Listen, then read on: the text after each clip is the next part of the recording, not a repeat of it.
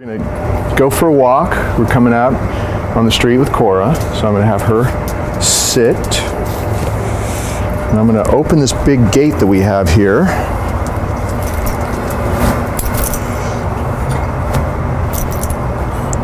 We always have her, so you can see me, I'm gonna walk her a little bit closer to the entrance. No. Of course, this is extra hard because now we have this person standing there with the camera, which we've never had before when we're regularly training, but okay, just makes it harder. Sit. So your gate or your doorway is a lot more like this going out onto your street or your driveway. So you'd have her sit on the inside, you step out just to accentuate the fact that this is your boundary and there's no more pulling you through or any of that. The reward for being calm all the way out to the street is to be released, and then she can sniff and do whatever she wants. Okay, she waits till you release her. In this case here, I have to do a little left turn, of course, to close this gate, because you're always turning left, just like I did just now, using your body. Sit. Never going right, but turning left. And then I'm having her sit at the curb, and I always practice this little sit-stay at the curb, which of course took a long time to get her to be able to do, but she has to be calm to do this. And then when I stand back next to her, eye contact, straight down, reward, good. And then, okay, we're gonna cross the street, and we always cross the street on the clock. See how she wants to pull over there? So I'm walking kind of slow on a street that's not busy. You can do this. And then over here, where we're going to start our walk, I'm going to do another left turn like this, have her sit, and then release her to be free over here with my right hand. Go, and she's free, and now we can start the walk. And just know that, remember that you're going to keep that leash loose at all times. And this is all you ever have to do. Just hold it like this. You don't want to choke up like this. You want to be doing this. There's no reason to. If you need to have her come to you, or you want her to stop going somewhere, come. Call her back to you. And then you can grab the leash, step into her, walk her the other way, or whatever you have to do.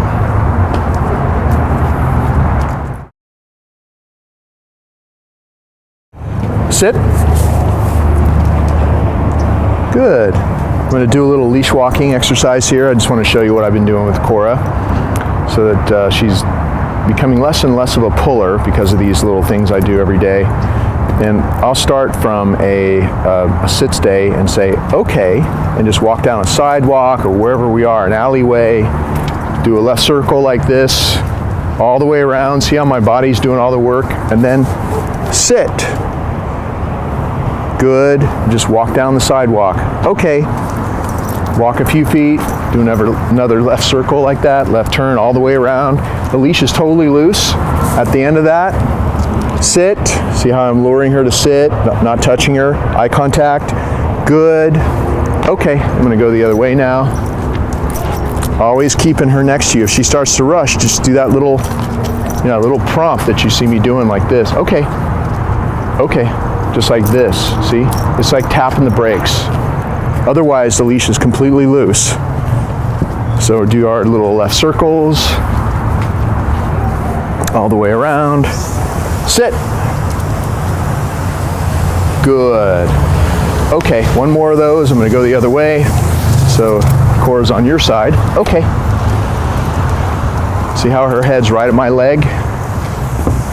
See that? Show that, show the hose. Sit.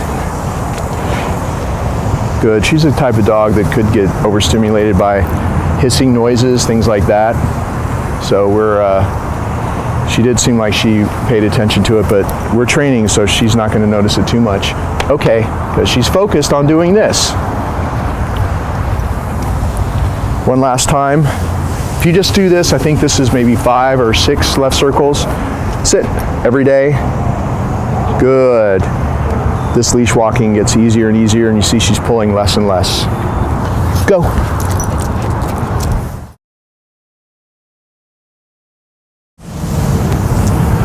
Another exercise that I do a lot with her are the sit, consecutive sits. Good. Okay. Sit. Good. The reason you want to do more left circles, okay, is because she's so prone to, good, her butt pointing out that way. A lot of dogs do that because they sat like that for years. So if she starts to sit, go crooked like that again, there's a way to correct that. Okay, I'm going to show you right now. You can walk closer to the curb and do the same thing, and she won't want to fall off the curb. So sit. Good, makes for a straight sit. Okay. Sit. Good. Okay. Sit. Good. Okay. Sit. Good. So that's a great little exercise to do. Okay. And it helps her leash walking skills, because if she's having to sit every couple of feet, she's anticipating that she's about to have to sit again. She has to, every time she does, she has to stop and wait and focus and wait for you to allow her to walk a couple feet again. And obviously it's great for her practicing her sitting skills as well. But it's just that and the left-hand circles out in public, just for, you know, a minute and a half, 2 minutes a day, and always ending on a success like you see me ending here. She just gets a little bit better every day, and you never do too much so that she starts making mistakes. So you end each training session or each little thing you're doing with her on a big success, with her still wanting a little bit more, and then the next day she's a little bit better at it. So that's why we're just doing just a little bit, ending on successes, and then moving on to other stuff.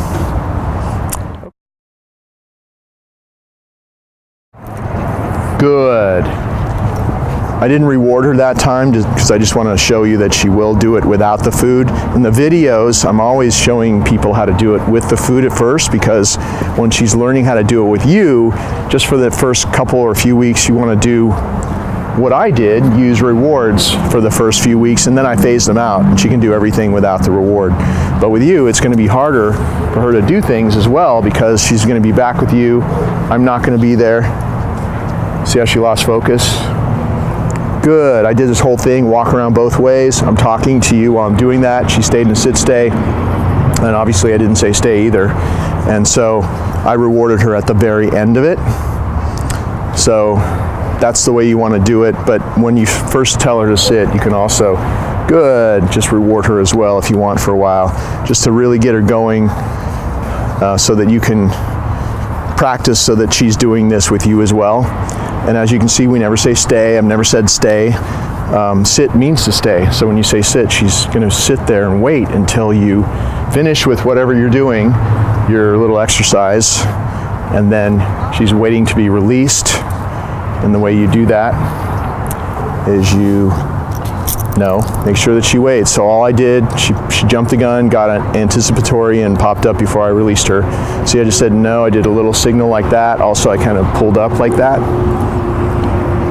She has to wait until you lean over with your right hand like this. She's on your left. Your right hand pats her chest and says, go. Now she's free.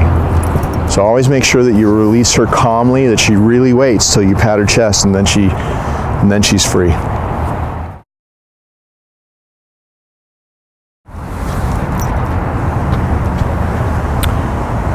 Down, and I'm showing you this sort of it's not a complete down where you just say down and she just does it. I'm showing you the way that I know you'll have to do for at least a few days, where you say the word at the same moment that you reinforce it just by lifting your left foot up and applying a little bit of pressure on the leash, but you say it the very moment that you also say, you do that the very moment that you also say the command, so that you only have to do this a little while, and she'll do it as soon as you say the word, and you won't have to do that foot thing anymore. If you say it, she doesn't do it or hesitates, and then you do that, and the word and the action aren't connected, you could get stuck doing that for a long, long time or forever. So you want to match the action. If she pops up before you release her, you say no, and just do this. Put her back. We have a front yard party going on behind us. Why don't you just show that over there, show those people there, and so she's kind of distracted by that. but this is real life, so we're doing all this stuff out in public where there are real distractions to show you that she can still do this stuff where there's things going on. So if she pops up before you release her and you're out in front of her, you say no, put her back like you saw me just do. Good. So we're finishing our little downstay here. Good. We have hoses going on around us. We have people in front of the yard talking and giggling and stuff. Good. But she's staying in a downstay. Just gonna do one more walk around downstay out here on the sidewalk. And then release her. She's always waiting for you. It's the only way she ever leaves a downstay. That's when you come back, stand next to her. No, and she may jump the gun, so you say no. Make sure that you put her back, because she was so great for so long, and then she blew it at the very last moment when we're about to release her. So she stays there until you stand next to her. Okay, pat your leg, have her sit, and then release her to be free. Go. And what was happening was she gets really nervous with hissing hose sounds. We had it happening there, and we also have it happening around the corner too, and all the people over there yelling and giggling and stuff. So it was hard for her to stay in a downstay out here in public, but she did pretty well. And you can see how to handle her when she's triggered to make mistakes out in public, and that's what we just had to do. Okay. Came this way, she'd pull to go jump on the mat because she loves the mat. So my body was blocking her. I did a left turn, I had her sit. So the more left turns you do, the better, because it's really good for just her overall opinion of who you are, her perception of you being in charge now. And then she's sitting on your left with your right hand. You pat her chest and say, go to your mat, walk her over and say down. Good. If she doesn't go down right away, all you have to do is just stand on this leash. You're not jerking, you're not like stomping on her or anything, you're just applying pressure like that to help her down. Sometimes she gets confused. Maybe she doesn't do something right away, so you might have to do that. In that case, just now she didn't. And she's kind of hanging off the mat, so I have this handful of this natural balance stuff that we're using, and I'm just gonna kind of go like that. Good. Kind of go under her chest like that, and she's really good about that. She backs up. She's exactly where I want her right now, and I give her the reward. She takes it off the mat, not out of my hand, but off the mat. And then when you reward her, make sure that you're placing it on the mat. She waits until you withdraw, and then she takes it off the mat. If she touches your hand or tries to grab it from you, you pull back and say no. So it's got to be like this. Good. She's waiting until you withdraw and she takes it off the mat. Good. See how there's like a second there? And you can even pause longer. That's that gap between when she's watching and waiting and you withdraw is really important, calm gap that you want her to do. So good. That was probably like 2 seconds or 3 seconds. She's going to be only as calm as the person doing this exercise with her. So if your movements are calm and measured, see, I'm not running around her. I'm just being really calm. I'm walking, at a moderate pace around her both ways, and then always coming back in front and rewarding her. That's the way you always want to do it. Always making sure she's really waiting. Good. Say good when she takes it off the mat. It's exactly how you want to do it. I'll do this one more time and then move on to something else. You always start off the exercise in a real easy way, and then you work up to the harder stuff as you go along. So one more reward for that. Good. By the way, whatever you do here on the mat, she'll start doing without the mat out in different places out in the real world. So that's why this mat exercise is so important. It teaches her a real solid downstay, which she'll start doing without the mat as well. It's a fast track to a solid downstay. So now that now she's got that down and she's kind of in the groove, I'm gonna do things that are harder for her to handle, like walk farther away. I'm actually gonna walk past the camera into the back of the house, out of her sight, way back in the kitchen, come all the way back. It's okay if she turns around to look, no, but she can't get up. See that? So if she gets up, you say no and put her back and maybe walk back a little bit to repeat that and make sure she doesn't pop up again. And then she gets a reward. Good. Very often when you sit down, it's an invitation for the dog to get up and come over to you. And if you do stuff like that, whatever, that can trigger her to pop up. But she's doing really well. So once again, no matter where I go, what I do, I'm always coming back in front. You always reward this way. Good. They thrive on knowing how it's going to go. So no matter where you go, what noises you make, whatever you do, she knows you're always going to come back and it's always going to end like that. That helps her be calmer and have more successes. Sitting on the sofa like this. She's staying there, which is really good. Good. There's all kinds of things we could do, and in your household, probably different things. But here, I'm just trying to do different things. There's a doorway going into a hallway back there. I'm going to go through, I'm going to close it behind me. I'm going to knock on that door. And before I do that, I'm going to remind her what to keep doing. You can do this. We don't have a stay, obviously. We don't say stay. Down means to stay. But if you're ever going to do something that's hard for her to handle, it's okay to remind her down when you're about to do something you think might be difficult for her. Knock on the door. Good. Come back in front. Reward. Good. So she's doing pretty good in the house. So I'm going to do some really hard stuff now. Down. Go outside. Knock on the door. Good. Very good. Good. I'm just adding one thing at a time. Now I'm going to go outside. I'm going to do a couple of different things.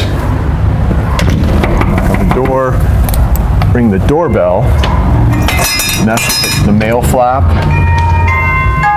Good. See how she's kind of like coming off the mat, so I'm just luring her onto the mat again. Good. She still is like this far away from my hands, so I rewarded her. She's doing really well. She's not trying to touch my hands or grab the food out of my hands. One last time. Down. This is usually hard for dogs to handle. You hit the window, banging on the windows, male flap, doorbell, knocking on the door.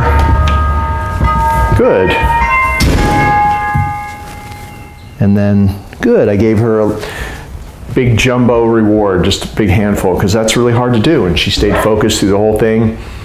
And doing these kinds of things when she's on the mat in your living room or wherever you're doing it really helps her develop a tolerance to stress, and it enables her to handle other stressful situations like people on skateboards and whatever else she might be formerly really stressed out about.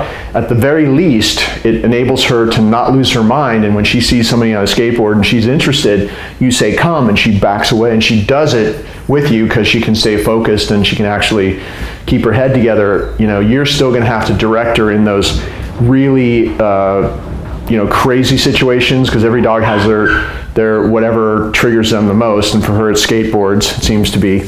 But at least, teaching her, doing this kind of stuff with her enables her to have a higher level of focus, which helps her in all those situations as well. So you may think this has nothing to do with what she does out there in public on a leash, but it really does, because it's building up her mind. If she tries to get up, you say, no, step on that leash. See how I do it? I just turn and I do it with my left. I stand with my left foot. She's anticipating that I'm going to release her.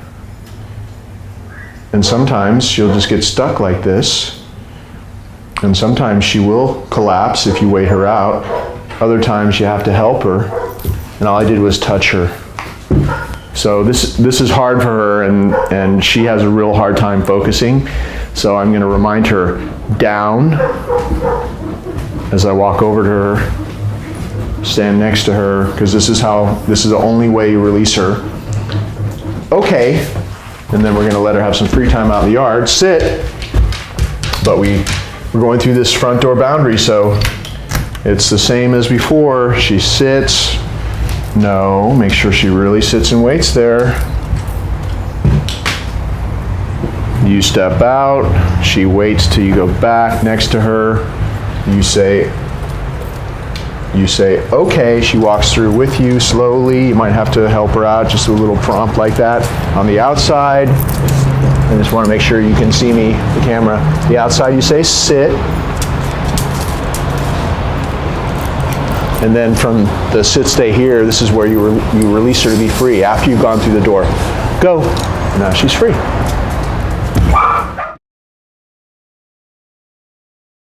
Sit.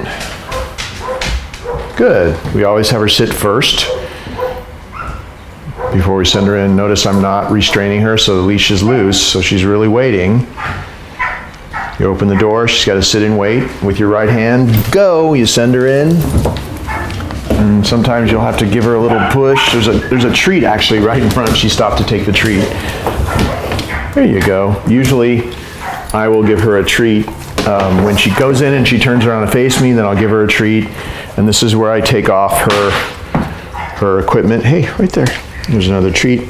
She's just wearing this simple little small prong collar that's really helped manage her pulling, and it's really going to help you a lot. And of course, when we're practicing, I'll show you how to use it. You can take it off and put it on from any link here. It's very easy to do. It's the smallest size they make. It's doubled up to her martingale collar, so that just in case, see the leash is attached to that, just in case it ever comes off. Like let's say that maybe you didn't see it, but you only got it in one hole like that or something, or it comes off for some reason. So this comes off, but it's attached to her martingale, and her martingale collar takes over, and so you don't lose her out on the street. So you always want to, with these little prong collars, you always want to double up on another collar, and something that's looser than this, because this has got to take the pressure from the leash, and then the other one's a little bit looser. This comes off, that takes over, and you're safe. So I just wanted to explain that to you. When I take it off of her, I put it on the door like this.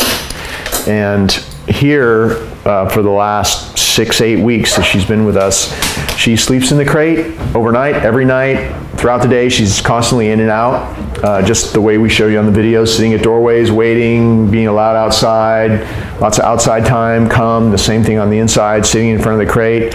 And I'll show you how we let her out of the crate as well. We're using the crate as a tool for training, so you control this boundary, her access in and out of her den, because dogs are naturally den animals, and she thinks this is her den. We feed her, we put the bowl of food in there for her. Every time that we go in to get her, she gets a treat. We hook her up. We put her in. When I unhook the leash, she gets a treat. So her association with the crate is all super positive. Any bones or chewies or anything like that that she thinks are really cool, that's always only inside there, because this is one of your best friends. Having this crate here, you can always put her here if you have visitors over, or maybe somebody's afraid of dogs, or she's not great with somebody, or whatever's going on. You can put her in the crate in the other room. She's happy. She likes being in here. You give her bones to chew on when she's in there, or whatever you want to do. And in her mind, this is a pretty cool place to go. And so now you control her access in and out. So we have her sit and wait, and when we're going to take her out, you always put this on first. And the way I do it is I get it already. I'm hooked up to the leash already, and then I open the door.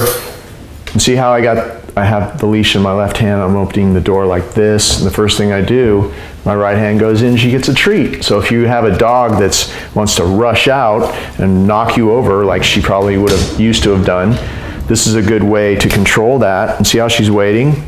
Always stick your hand in there. She has to be in there to get the treat, not her head hanging out. And then this hand is always free to say no. If she does try to come out, she knows what that means. So it's a really easy way to do that. Good, she gets rewarded for staying in there. Get a little slam and say no if she tries to come out. And I'm always doing a treat, and then she's kind of munching on that and taking the collar and just reaching in. And after you do it a little while, you don't even have to look at it, you just do it by feel.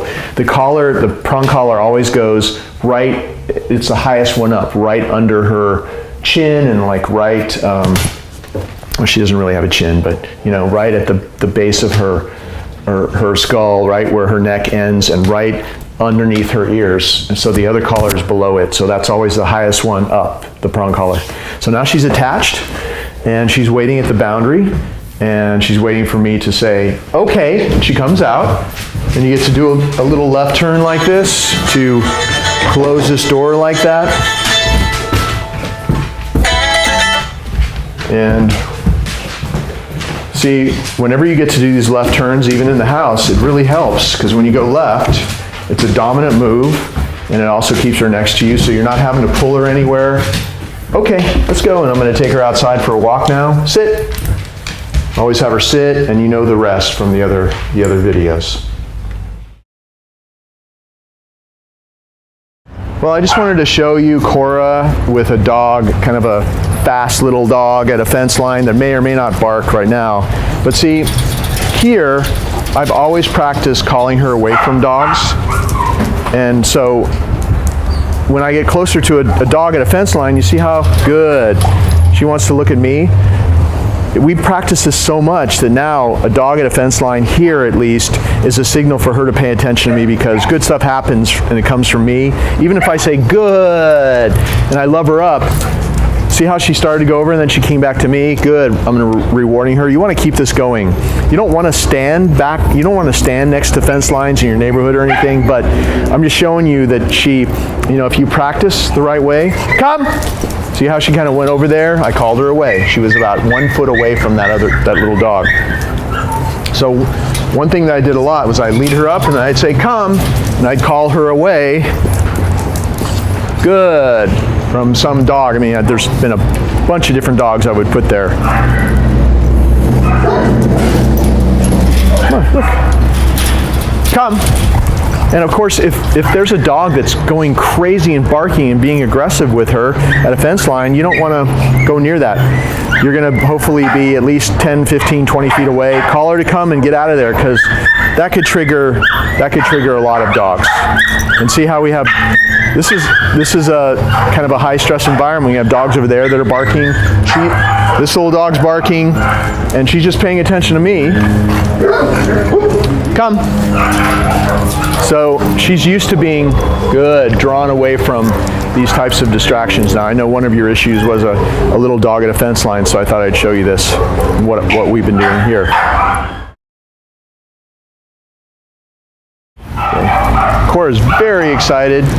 We're in front of we're in between two dog facilities, so this is a really a red zone for her, and she doesn't know it, but we have somebody gonna pop out in front of us with a little dog, and there's somebody, show that right there.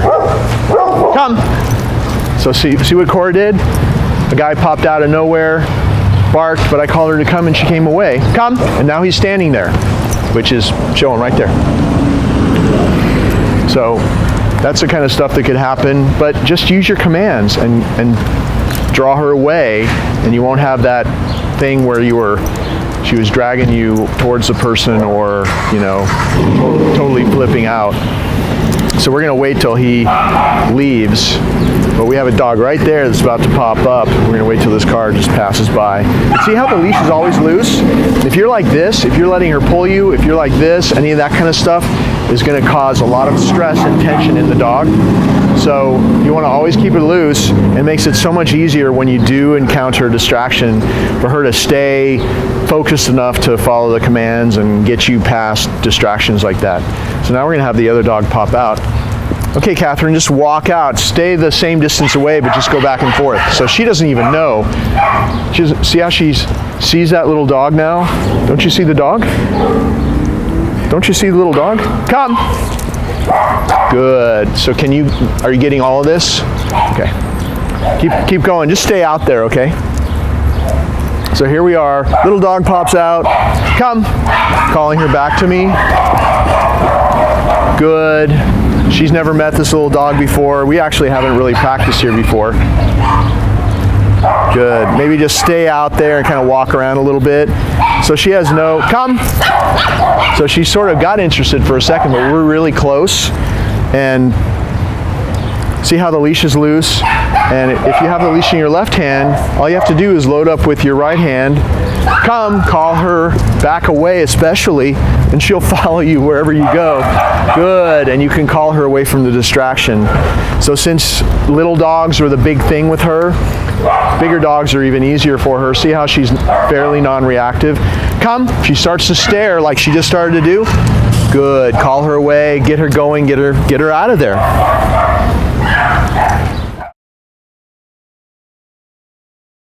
We're just hanging out in the parking lot, waiting for people to show up in front of us. She really is pretty non-reactive these days in a parking lot with people coming from all directions, but we're going to show you that. And here comes somebody, and just keep filming me. He'll walk. Oh no, he's going to walk behind you. Uh-oh. All right, so see how she's looking at that guy, and show him. Come. The guy was carrying something odd, walking funny. Good. And here's somebody coming right up to us that she hasn't seen. So she looks away, which is what you want. Come. Good, but you still call her away whenever you have a chance, because this new behavior pattern keeps getting better and better. She wants to go over and sniff the bushes behind the camera person.